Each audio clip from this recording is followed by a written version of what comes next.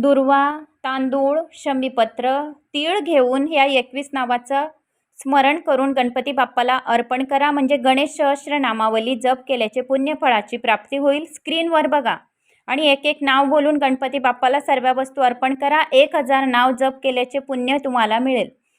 पहिले गणंजय, दुसरे गणपती, तिसरे हेरंब, चौथे धरणीधर, पाचवे महागणपती, सहावे यक्ष, सातवे वरद, आठवे श्रीप्रसादन, नववे अमोघ सिद्धी, दहावे अमित, 11वे मंत्र, 12वे चिंतामणी, 13वे विधी, 14वे सुमंगल, 15वे बीज, 16वे आशापूरक, 17वे वरद, 18वे शिव, 19 कश्यपनंद, 20वे वाचसिद्धी, 21वे दोंडी विनायक.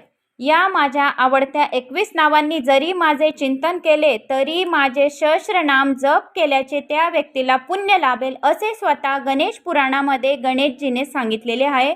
तर हे 21 नावांनी तुम्ही गणपती बाप्पाला तीळ, तांदूळ, शमीपत्र घेऊन तुम्ही बाप्पाला या सर्व वस्तू अर्पण करा आणि गणेश सहस्रनामावलीचे 1000 नावांचे जप केल्याचे पुण्यफळाची प्राप्ती करून घ्या.